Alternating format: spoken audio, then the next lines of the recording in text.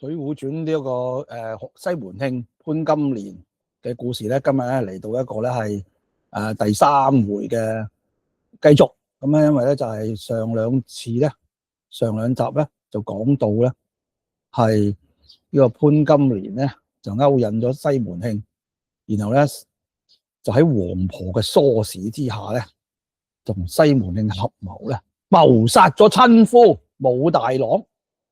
咁呢單嘢咧就係仲要咧諗住咧買通呢個何九叔咧去咧隱瞞件事咁樣啦。咁所以今集咧可以理解成咧就係睇下點收科啦。咁我哋咧就係大家都知道點收科嘅，其實不過咧睇下《水滸傳》點講。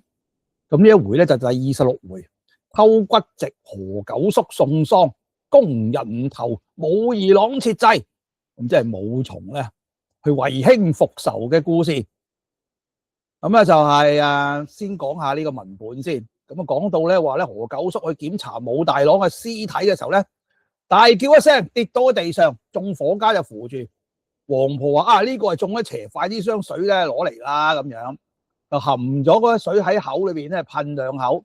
何九叔咧漸漸就係喐咗，就有啲蘇醒。王婆就話快啲翻去扶九叔翻屋企，再作打算。於是兩個伙家就攞個扇板門咧，將何九叔咧擺喺個門板上面，又抬翻屋企。咁大小咧接着，即係佢屋企人接住啦，就喺個床上就瞓咗啦。佢老婆就喊啦，佢笑騎騎出去，點會咁翻嚟嘅？唔知係咪中咗邪咧？咁啊坐喺床邊咧就啼哭啊。咁何九叔咧見到伙家唔喺面前，就踢個老婆講啦：你唔使煩惱，我冇事。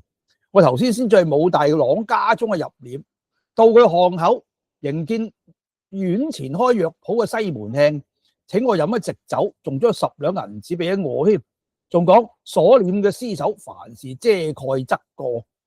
咁我就見到武大郎啊，見到咧佢老婆係個不良嘅人，我心裏有啲8、9分疑忌。於是喺嗰度揭起千秋翻睇嘅時候，就見武大面皮紫黑，七竅津津出血，唇口上微露齒痕，一定係中毒身死噶啦。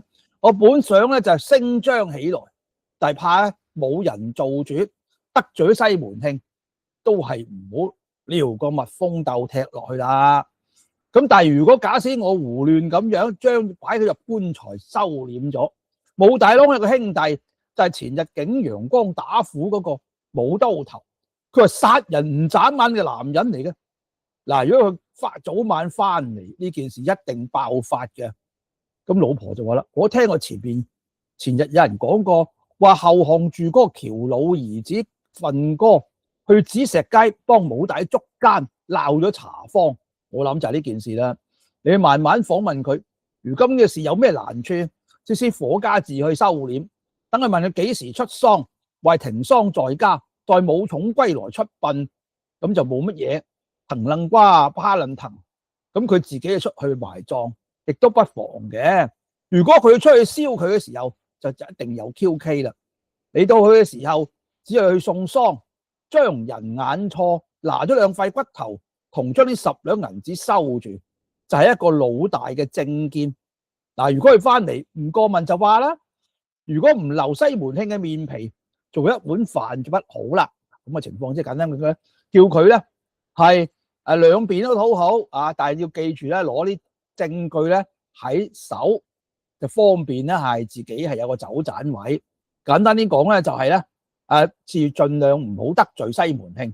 但係咧，如果武松翻嚟要搞事嘅時候咧，要有一個後着去應付。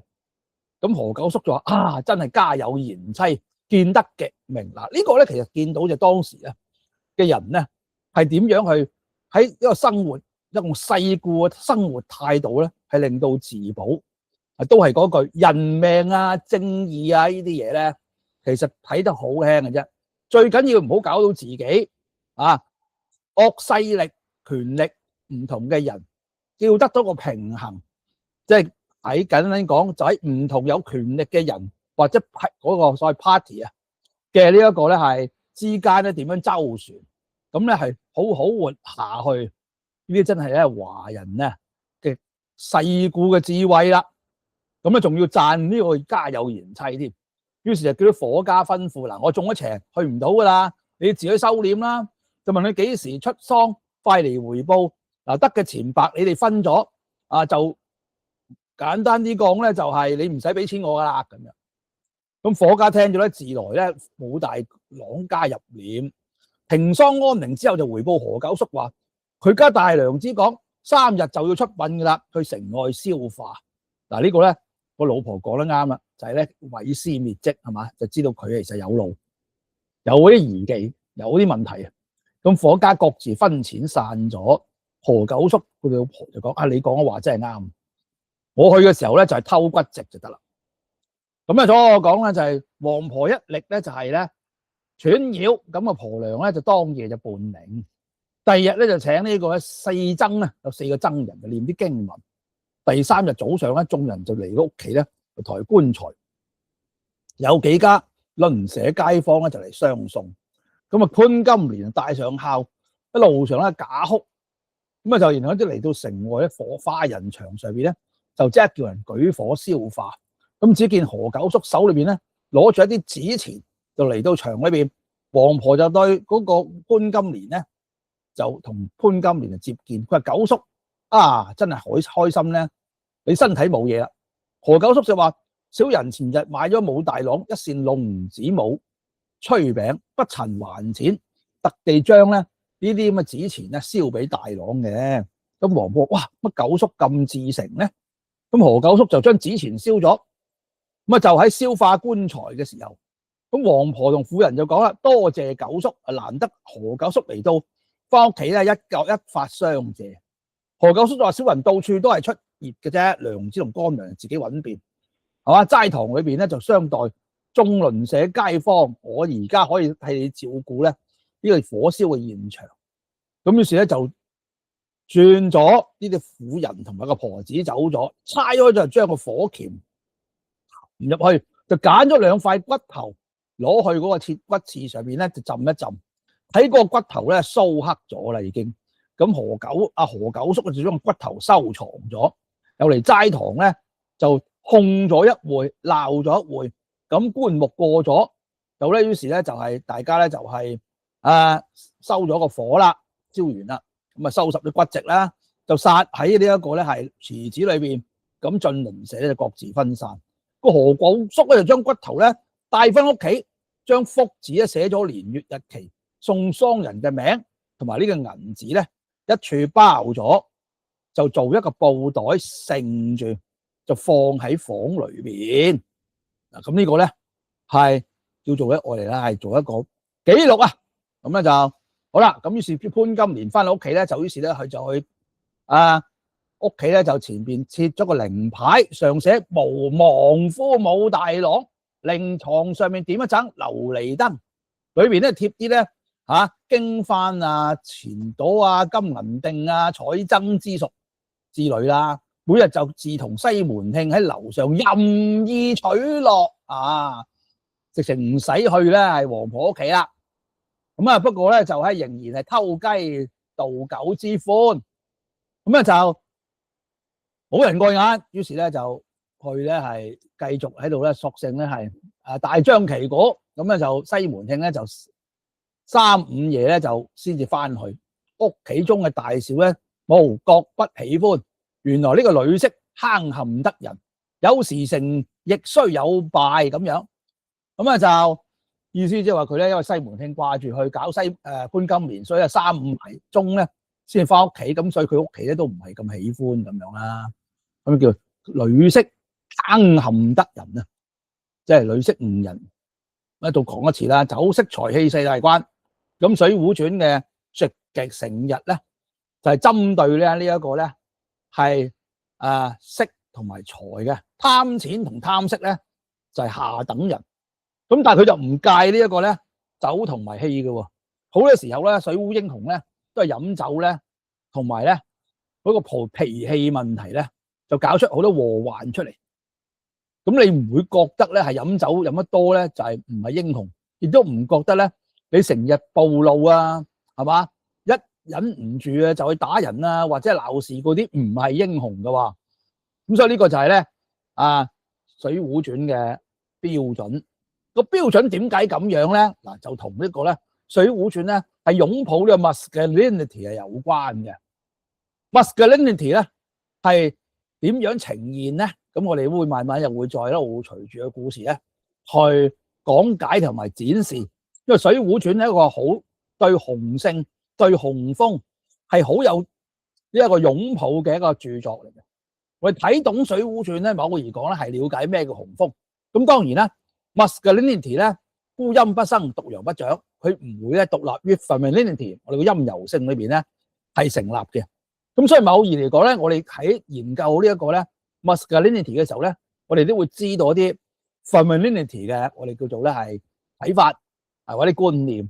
咁我哋大家知道啦，亦都我哋類似都講過，中國章回小說或者中國文學裏邊咧，可以理解成雄性文學或者剛性文學嘅始祖，即係小說啦，主要係剛性小說啊嘅始祖就係《水滸傳》。陰柔文小說嘅始祖咧就《紅樓夢》。咁呢兩條線咧就基本上咧係影響咗後邊咧後世華文文學，尤其是係小說文學嘅一啲創作嘅方向咁樣。咁我哋咧就係講翻文本啦。嗱，講到呢個西門慶同埋呢個咧潘金蓮兩個咧就中招取樂，任意咧係歌飲，咁咧就交得熟了，卻不顧外人知道，叫肆無忌憚。咁條街上遠近人家冇人咧係唔知道呢件事嘅，但係都怕西門慶咧係個刁徒潑皮，邊個敢嚟多管啦？但係常言道係嘛，樂極生悲，否極泰來。光陰迅速，於是又過咗40幾日。於是武松咧，自從領咗呢個知縣嘅言語，監送車進去東京親戚嘅地方，投下咗來書，交割咗雙龍，街上行咗幾日，討咗啲回信之後，就領一行人取路翻陽谷縣啦。前後往回咧，恰好將近2個月。去嘅時候新春天氣，翻嘅時候咧就3月初頭。喺路上只覺得神思不安，身心恍惚，趕翻去想見阿哥。於是咧，先去縣裏交納咗回書。知縣見咗大喜，睇完回書，而知金銀寶物交得明白，於是想咗武松一定大銀，酒食管待，就不必多說。於是武松翻到屋企咧，就換咗衣服鞋襪，就戴上個新頭巾，鎖上房門。於是一路就去紫石街嚟揾啦。兩邊眾鄰舍睇見武松翻嚟，都吃咗一驚，大家捏兩把汗，暗暗咁講：呢鑊咧燒長禍起啦！呢個太歲歸來點肯光休啊？一定係弄啲事來啊！咁所以咧就大家知大鑊飯。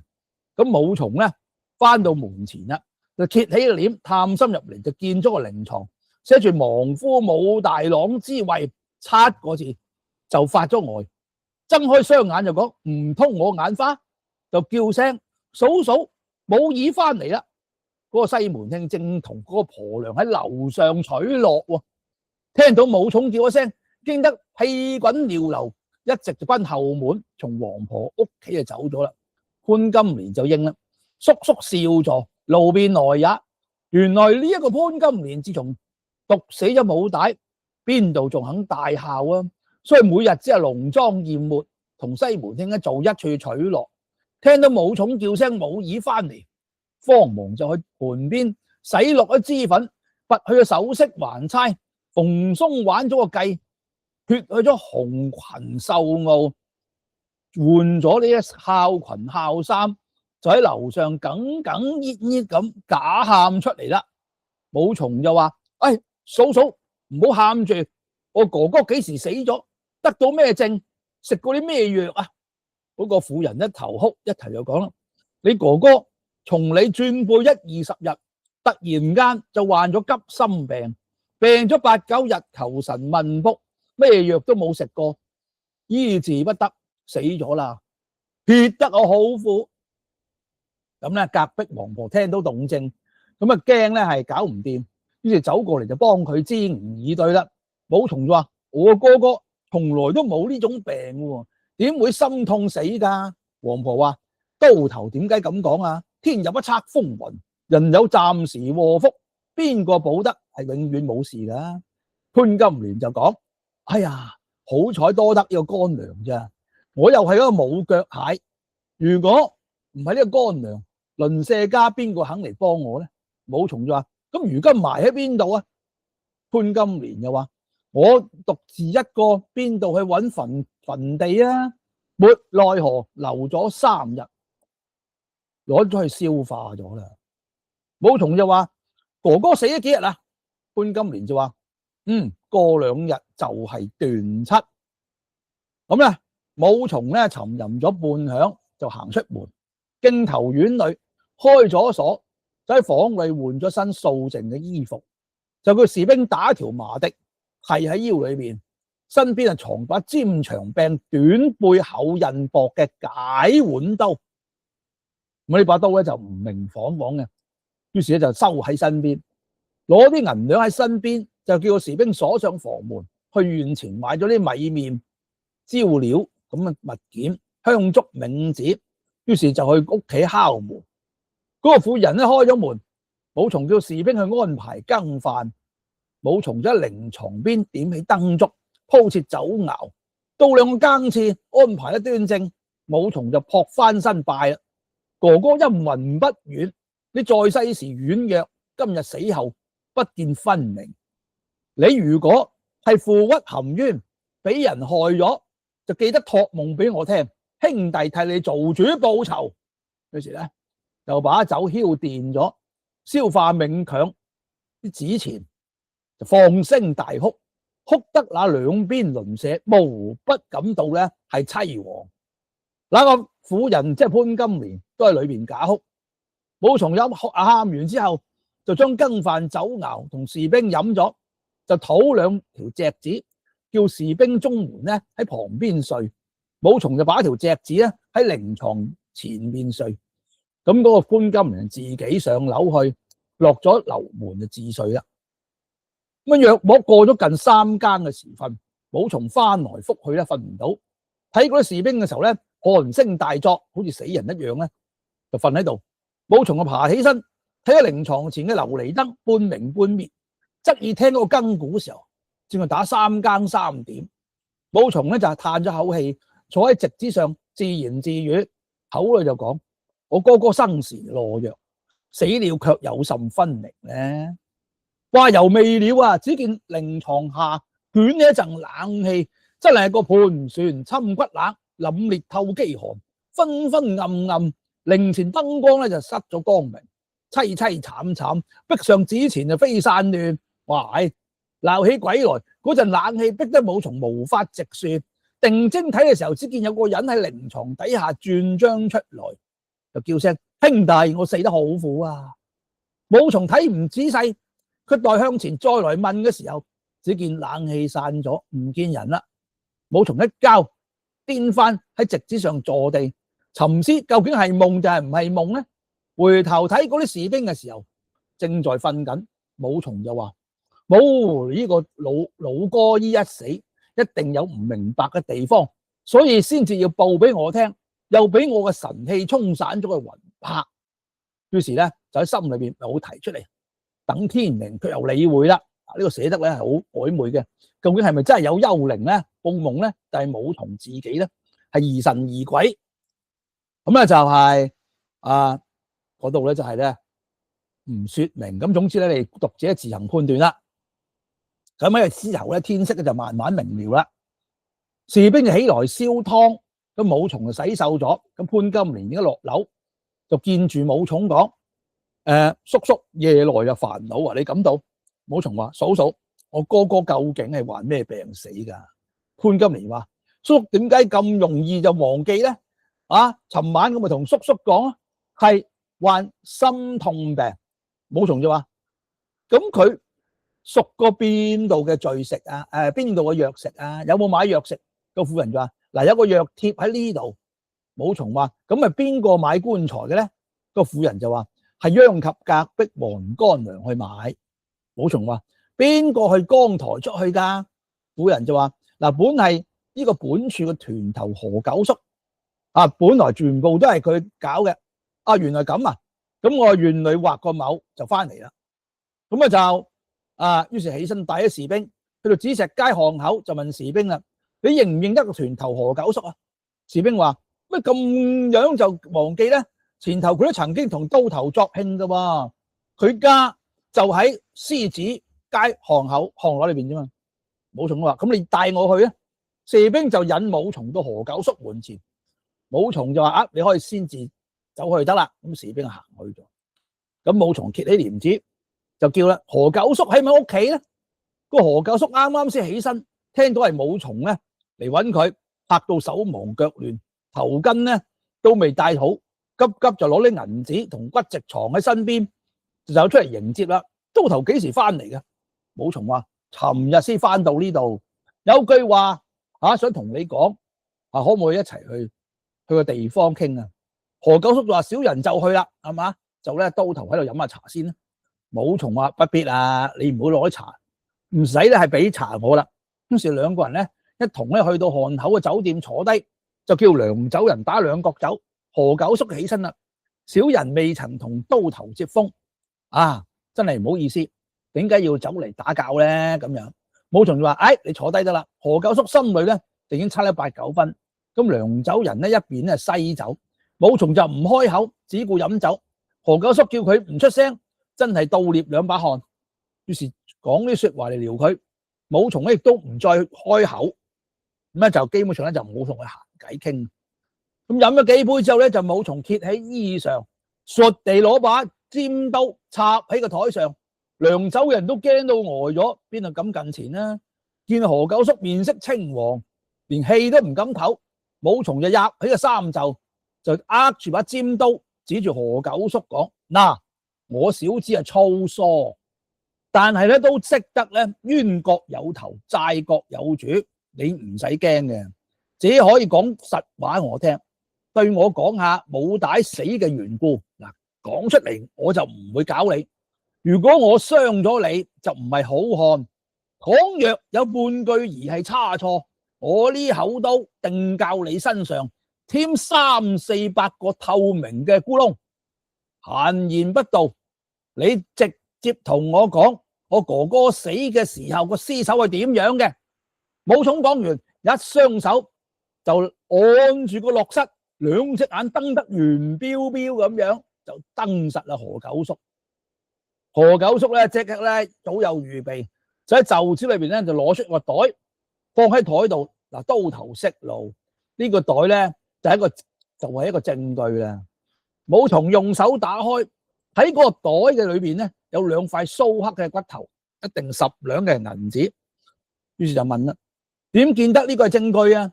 何九叔就話：小人咧其實就唔知道咧係前因後果嘅，但係嗰陣時喺正月22日喺屋企，咁只見咧茶坊嘅王婆咧嚟呼喚小人去收殮武大郎嘅屍首。去到行到紫石街巷口就迎見院前開生藥鋪嘅西門慶大郎，攔住我就邀小人同去酒店飲咗瓶酒。西門慶就攞咗呢10兩銀紙出嚟，就俾小人吩咐話：所殮嘅屍首凡事咧就遮蓋一下。小人從來都知道呢個人係個刁徒，就不容小人不接。飲咗酒收咗個銀，小人去到大郎屋企，揭起千秋幡，只見7孔咧係有淤血，唇口上有齒痕，一定係生前中毒嘅屍首。本人咧，小人本來咧想咧係聲張起來，但係又冇苦主。佢個娘子自己話咧武大係害心痛病死嘅，所以我咧就唔夠膽咧係咧講出嚟。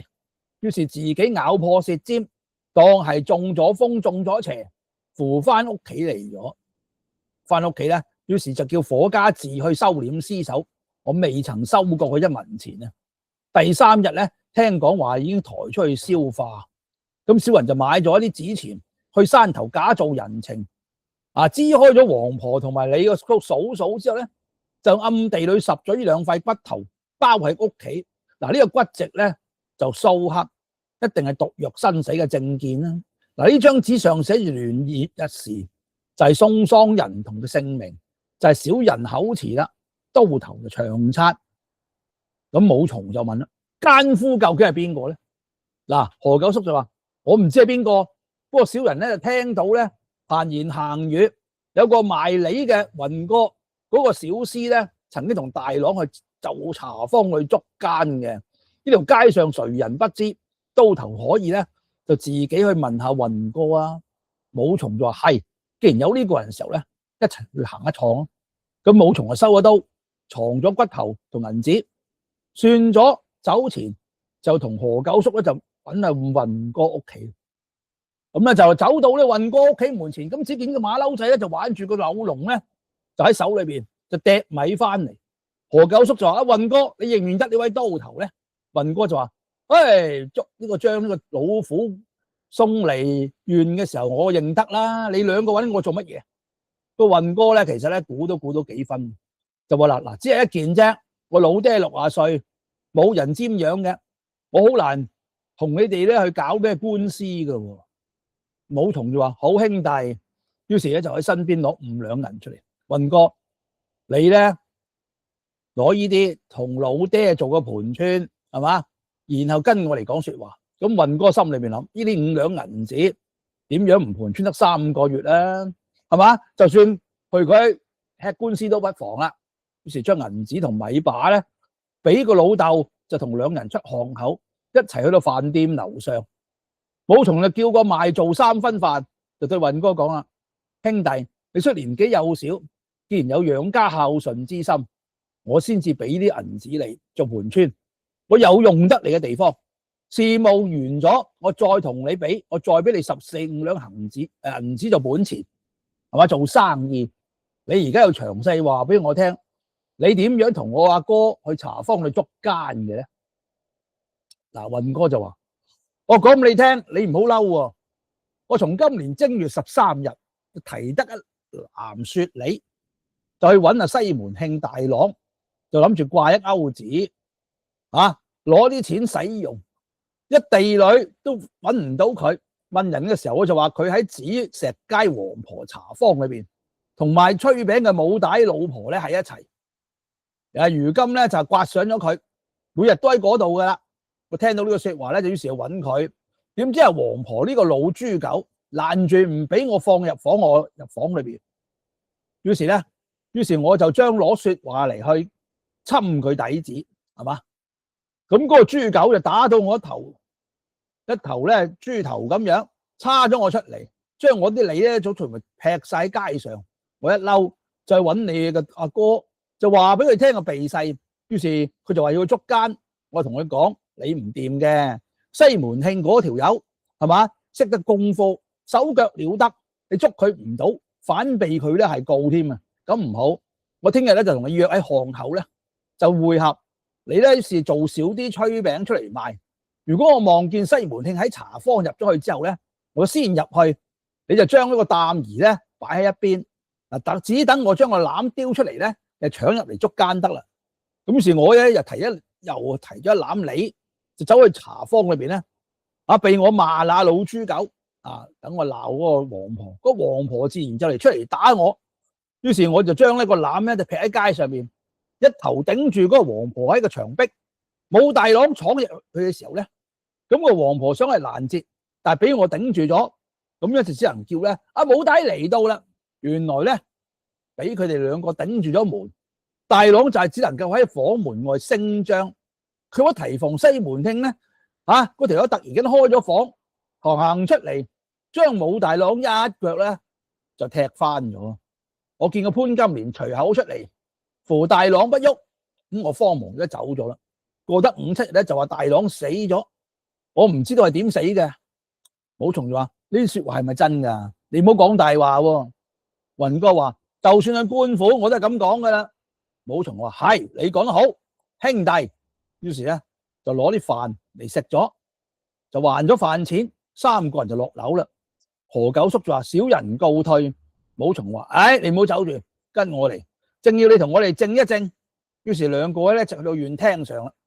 知縣見咗就話：刀頭，你走嚟係咪要告乜嘢人啊？武松就話：告小人親兄武大被西門慶同嫂通姦，下毒藥謀殺性命，呢2個就係人證，要上公做主。知縣先問咗何九叔同雲哥口詞，當日就同縣吏商議啊。原來呢個縣吏咧係同西門慶係有首尾嘅，官人啊自不必說，自此官吏就東同計較講嗱，呢件事難以管理嘅，唔好理啦。知縣就講武松，你都係個本縣都頭，不省得法度。自古話捉奸見雙，捉賊就見莊，殺人就見傷。你阿哥個屍首又冇咗，你又唔捉到佢哋奸，如今憑呢兩個言語就話過問佢殺人公事，唔係太偏頗嗎？你唔可以亂嚟啊，需要自己沉思，當行即行。咁咧就簡單啲講一包俾西門慶啦。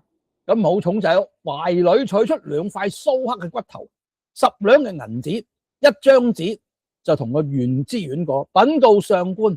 嗱，呢個唔係小人捏造出嚟嘅。知縣睇咗之後就講啦：你起身先，等我從長計議，到真係可以做嘅時候就同你拿問。咁何九叔咧、運哥咧都俾武松留喺房裏邊。當日西門慶得知，就喺心腹人嚟到縣裏搞啲官吏嘅銀兩。第日早晨，武松喺廳上告稟，驅逼知縣拿人。點知呢個官人貪圖賄賂，就攞出骨籍同銀紙出嚟，就話武松，你唔好聽外人挑撥，你同西門慶做對頭。呢件事唔明白，難以對理。聖人云：驚目之事，猶恐未真，背後之言豈能傳信呢？你睇過未必係真啊，何況係人哋話你聽嗱，唔可以咧係亂嚟嘅。玉吏亦都講，都頭但凡人命之事，需要屍傷病物中5件事傳，屍首、傷口，係嘛？簡單啲講咧，就話咗咩病、證物同埋嗰啲咧行蹤嘅證據，方可是係推問得嘅。武松就話：既然相公唔准所告，且卻又理會，咁咧武松知道佢唔肯受理啦，就收咗銀紙同骨籍，再咧俾翻何九叔收埋，落廳來到自己房裏邊，叫士兵安排酒食同埋何九叔同運哥飲，留喺房裏相等一等，我去便來啊。於是咧自帶咗3兩個士兵嚟咗縣衙，將咗顯瓦筆墨就買咗3、5張紙藏喺身邊，就叫2個士兵買咗個豬頭、1隻鵝、1隻雞、1擔酒同埋啲果品之類安排喺屋企裏邊。約莫都係自排時候，就帶咗士兵嚟到家中。嗱，潘金蓮已經知道咧係佢告狀咧唔成功，就放咗心，唔怕佢，大住膽睇下佢點樣做。武松就話啦：嫂嫂落嚟，我有句話講。咁嗰個婆娘咧就慢慢行落樓，就問有咩話講咧？武松就話：嗱，聽日就係亡兄嘅斷冊，你前日咧老咗眾街坊鄰舍，我今日特地嚟將杯酒替嫂嫂相謝眾鄰。即係話咧，你搞着咗嗰啲街坊幫你去搞呢個喪事，我而家叫你謝你個謝鄰啊，謝鄰啊。咁個婦人就大次次咁講，多謝佢哋乜嘢啊？武松就話禮不可缺，於是咧就叫士兵先去靈床寺，明晃晃點起2支蠟燭，焚起一爐香，列下一墨紙錢，就將祭物去靈前擺咗，堆盤滿宴，空落酒食果品之類，叫個士兵後邊喺蕩走，2個士兵就門前安排桌凳，有2個前後把門。武松自吩咐定咗，就叫嫂嫂嚟接待客人，我請啲客人嚟。於是先請隔壁王婆，個婆子就話不消生壽，教刀頭作謝。武松話多多相擾咗乾娘，自有個道理，先俾一杯菜酒，休得推過。咁嗰個咧婆子咧就於是咧就收拾咗門戶，從後門走過嚟。武松就話嗱，請阿嫂嫂坐主位，乾娘坐對席。咁呢個婆子咧已經知道西門慶回話，知道咗佢告目唔告入啊，於是諗住咧係冇嘢，就放心嚟飲酒。2個心裏諗，睇下佢做乜嘢。咁武松又請呢邊咧，請下輪開銀鋪嘅姚二郎姚文興。二郎就話小人正在忙，不勞刀頭生壽。武松就拖住講一杯淡酒又唔長久，先嚟到屋企啦。咁嗰個姚二郎只隨手就隨順到嚟啦，又叫去王婆肩下坐咗，於是又去對門咧請兩家，一家開紙馬鋪嘅趙四郎趙仲銘。四郎話小人咧買賣咧唔能夠擺低太耐，唔可以奉陪嘅。武松話：唉，點搞啊？大家都喺度啦。於是不由佢不離，就被武松扯到屋企裏邊講：老人家爺父一般，就請在嫂嫂嘅肩下坐咗。又咧請對門嗰個賣冷酒店嘅胡正興，嗰個人原係吏員出身，咁見到有啲尷尬，邊度肯嚟咧？但係武松唔管佢，直接拖咗過嚟，就請佢趙四郎肩下坐咗啦。咁武松就問啦：王婆，你隔離嗰個邊個咧？咁於是王婆就話：屋企咧係賣咧嘅張公，即係話骨出兒嘅張公。咁正好喺屋企裏邊，咁見武松入嚟咧，就嚇刀頭冇嘢係嘛？武松就話：嗱，自從咧之前咧煩擾咗街坊，出去請翻咧一杯淡酒咧嚟多謝大家。咁嗰個老人家就話：哎呀，老人家不曾有些禮數，到刀頭家，而家點翻轉頭咧就叫我咧係飲酒啊！武松話：不成未敬，就請到家。咁時咧個老人家都俾武松咧拖咗過嚟，就姚二郎肩下坐地，咁將晒啲鄰舍全部咧扯晒落嚟。好啦，咁咧就係講嘢嘅，點解先坐唔走咧？原來都有士兵前後把着門，就好似監禁一樣，請到嚟，你想走都走唔到啦。咁啊，武松就請到4家鄰舍，同埋王婆同埋潘金蓮，一共係6個人。於是武松就攞張凳坐喺橫頭，就叫士兵將前口門都關咗，個後邊嘅士兵咧自來西走。武松就唱歌大樂，就叫啦：眾高鄰，休怪小人粗魯。胡亂就將就下飲下酒。眾鄰舍就話：小人們都不曾與刀頭洗塵接風，如今就反為走嚟打擾。武松就笑啦：唔成意思，唔成意思。眾高鄰休得笑話就得啦。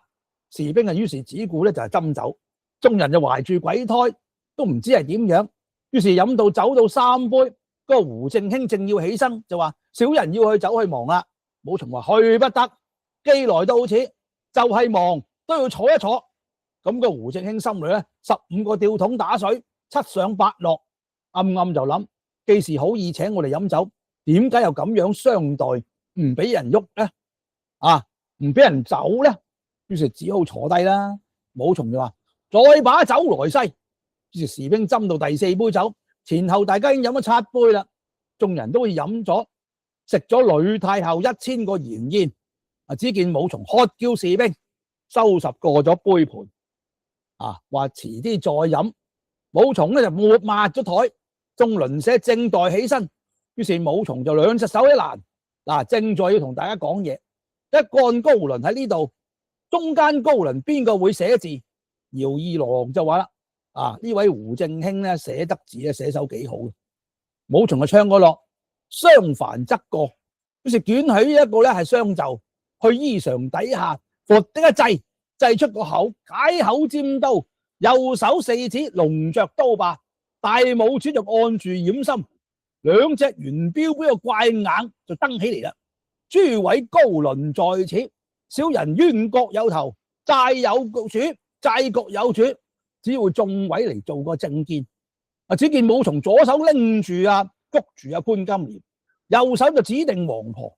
4家鄰舍就驚得口定目呆，不知所措，個個面面相覷，就唔敢出聲。武松就話：高鄰休怪，不必吃驚。武松雖然係粗魯漢子，死都唔驚。所以話有冤報冤，有仇報仇，一定咧係唔會傷犯眾位，只煩請你哋做個見證啫。如果有一位先走，武松就翻面，無情，唔好怪我，先俾我咧捅佢5、7刀，係嘛？然後我先至同佢償命都唔怕。咁就聽到呢句說話，眾鄰舍目定口呆，就再唔敢喐啦。武松企嘅時候就望住王婆講：嗱，老豬狗聽住。我個呢條性命都喺你嘅身上，我而家慢慢咁問你，就回個面，就對住潘金蓮鬧啦。你呢個淫婦，聽住，你把我哥哥嘅性命點樣謀害，從實招咗，嗱我就饒你。那婦人就話：叔叔，你好冇道理，你哥哥自己害心痛病死咗，關我咩事？話猶未咗，武松就將刀插喺桌子上，用左手抽住嗰個婦人嘅頭髻，右手劈空提住，將桌子一腳踢翻，隔桌子將呢個婦人輕輕咁提將過來，一跤坐翻喺靈床面前，兩腳咁打實佢，右手拔起刀指住王婆講：老豬狗，你從實說。咁呢個王婆正想咧係甩身，但係甩唔到，只好講：啊，唔好刀頭，唔好發嬲，我自己講就係啦。武松就叫士兵取個紙筆墨硯，排好喺桌子上，將刀指住胡正興講：相反，你同我聽一句，寫一句。胡正興咧，於是就發晒顫抖啦。喂，小人就寫，就吐啲涎水，磨起墨。胡正興攞起筆就撕忽開啲紙，就話：王婆，你照講得啦。個王婆就話：嗱，唔關我事，係嘛？教我講乜嘢？武松話：老豬狗，你我都知啦。你仲到底賴去邊度？你唔講嘅時候，我先劏咗呢個淫婦，再殺你呢個老狗。攞起刀咧，就望佢個婦人咧面上就搞兩搞。個婦人即刻慌忙叫道：哎呀，叔叔，你放過我啦！你放我起來，我講就係啦。咁咧，因為咧驚佢俾毀容啊嘛。武松於是一提起潘金蓮，就跪喺靈堂前。武松就喝一聲：淫婦快講！咁個婦人咧已經驚到咧係魂魄都冇，只得從實招說，將嗰時咧放簾子，打住西門慶起，係嘛？去到做衣裳，入馬通姦，一都講咗啦。到後來點樣踢咗武帶，點樣設計下藥，王婆點樣去教唆佢撥箭，從頭到尾講咗一遍。武松叫佢講一句，就叫胡正興寫一句。王婆話：咬蟲，你自己招咗，我點樣賴得過？啊！你搞着我啦。於是王婆亦都只能夠招應。咁於是咧呢個咧武松就將呢個王婆口詞咧口供都叫胡正興寫，從頭到尾都寫咗喺上邊，叫兩個點子畫咗押。咁咧亦都叫四家鄰舍書咗名，畫咗字。於是就叫士兵咧就將啲係嘛繩索過嚟，背剪綁了呢個老狗，捲咗口詞藏喺懷裏，將佢口供紙藏咗啦。咁就叫士兵攞碗酒供養喺靈床前。拖過呢一個咧係潘金蓮跪喺靈前，又話將呢個王婆都跪喺靈前。咁老普重就話：哥哥靈魂不遠，兄弟冇嘢，同你報仇雪恨。就叫士兵咧將紙錢點起。婦人見勢頭唔好，正待咧係要叫聲出嚟，就俾武松咧倒牽出來，兩隻腳搭住佢嗰條臂膊，扯開胸部衣裳。說時遲那時快，嗰個尖刀咧就已經喺胸前一挖，口裏含刀，雙手就係挖開胸膛，就挖出心臟五臟，就供養喺靈前。喝嚓一刀，轉頭將嗰個潘金蓮咧個頭咧都斬落嚟，血流滿地。四家鄰舍咧睇咗一驚，都掩晒面，見佢行凶又唔敢喐，於是之後隨順佢。士兵就叫士兵留下取咗床被，將個婦人頭包起，攞咗刀插喺哨裏邊，洗咗手，唱個樂：有勞高鄰，唔好怪我，且請眾位樓上少座，等武二翻嚟。四家鄰舍面面相覷，唔敢不依，於是咧都上樓坐咗。武松吩咐士兵就教押嗰個王婆上樓，關咗樓門，就叫兩個士兵咧到樓下看守。於是武松包咗個婦人嗰顆頭顱，一直咧就奔到西門慶生藥鋪，望住主管唱個樂：大官人喺咪度？咁主管就話啱啱先出咗去咧。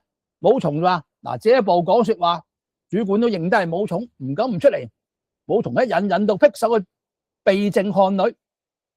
武松就翻個面就講啦：你係要死定話要生？主管就好驚，佢刀頭在上，小人又冇曾經咧係觸怒過冒犯過刀頭。咁啊，做乜講呢咁嘅說話咧？武松就話嗱，如果你要死咧，你就唔好同我講西門慶去咗邊。如果你要生嘅話，你話我聽西門慶而家喺邊度？主管即係講，我先至同一個相識，係嘛？佢同我相識去獅子橋下大酒樓上飲酒。咁武松聽咗就轉身就走啦。個主管咧驚得半響，係嘛？移腳不動，係嘛？腳都幾乎咧唔識行。但係到最後咧，當隻腳識行嘅時候咧，就自己行開咗啦。話說咧，呢個武松咧就競奔到獅子橋下酒樓前，就問酒保：西門慶大郎同咩人飲酒咧？酒保就話：同一個一般嘅財主去樓上邊街個角兒裏飲酒。武松一直咁撞到樓上，去個角節前，窗眼睇見西門慶坐主位，對面一個坐住客席嘅，兩個唱嘅粉頭咧就坐喺兩邊。咁武松就將個包過一抖，咁個潘金蓮嘅人頭血碌碌咁滾出嚟。武松左手提人頭，右手拔出尖刀，掀開簾子，轉樽入來，將嗰個婦人嘅人頭咧就望西門慶嘅臉上咧就掟過去。西門慶認得係武松，就吃一驚，叫聲哎呀，就想跳起喺凳子上去，一隻腳啱啱跨上窗簾，正尋走嘅時候，見下邊都係街，跳唔到落去，心裏就開始慌，說斜斜那潮快，係嘛？嗰個武松就將手略按一按，托頂跳到桌子上，將嗰啲盞兒啊、碟兒啊全部踢低。兩個唱嘅唱歌行院，即係嗰啲歌女咧，已經驚到喐唔到啦。嗰個財主官人咧，慌晒手腳，全部都唔喐得。西門慶見來勢洶洶，就將手虛指一指，早飛起右腳，係嘛？因為佢咧係腿功嚟嘅。武松咧只顧奔入去，見佢腳起，略閃一閃，恰好嗰一腳咧就正在咧係踢中武松嘅右手。咁將嗰把刀啊就俾佢踢飛咗，直落去咧街心裏邊去咗。西門慶見踢走咗把刀，心裏就唔驚佢，右手又再虛照一照，左手一拳就照武松心窩裏打來。點知被武松咧略避得過，就勢裏從口下鑽入嚟，左手帶頭，連肩胛子一提，右手就撮住西門慶左腳，叫聲下去。咁嘅西門慶一者咧冤魂纏定，二乃天理難容，三來點頂得住武松嘅勇力咧？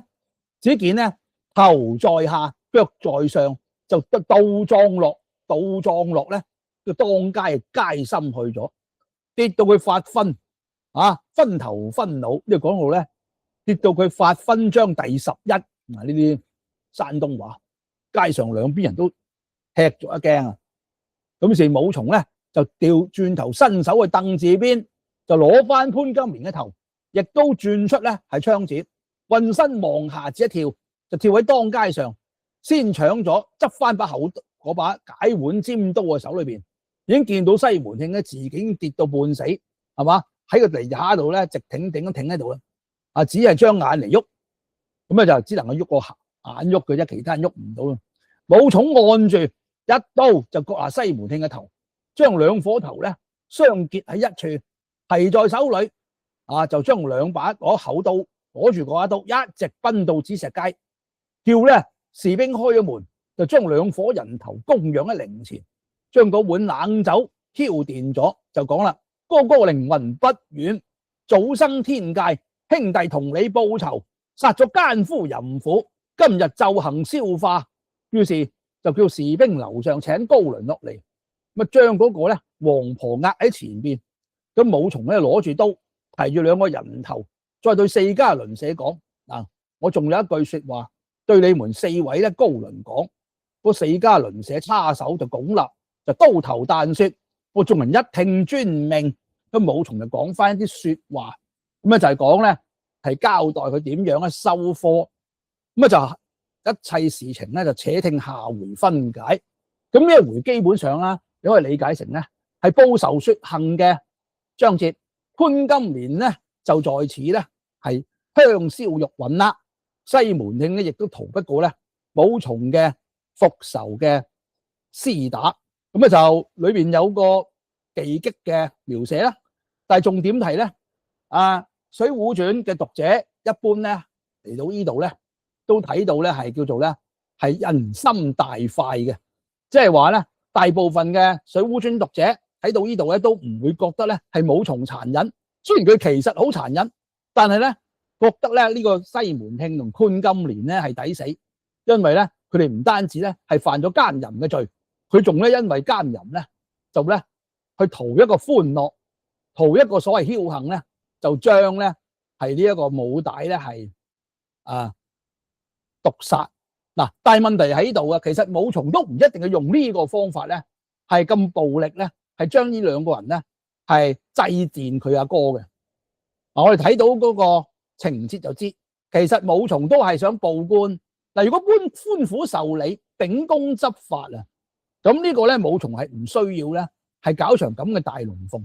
正因為呢個官府咧係貪污嗱，呢個亦都係呢樣嘢，因為貪污，所以令到咧係武松咧鋌而走險做呢啲咁嘅事嗱。呢個講咗啦，前面講咗嗱。如果假使西門慶同埋潘金蓮係犯咗色呢個問題，酒色財氣呢個色嘅呢個關口，咁呢個資源啊，其實咧係因為咧貪財啊，同埋咧係畏懼權勢，其實間接咧係害死咗咧呢個潘金蓮咧同埋西門慶嘅如果呢個制度係公義嘅，呢個制度係公允嘅，武松亦都唔需要咧走上呢條路，而佢殺咗人咧，佢要付出代價嘅。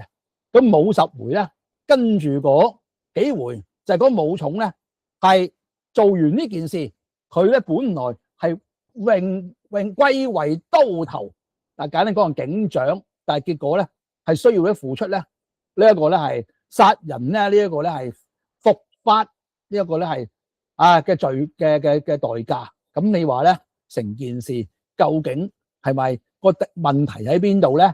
都其實超然若揭啦。咁我哋今集咧就講到呢度，下集再會。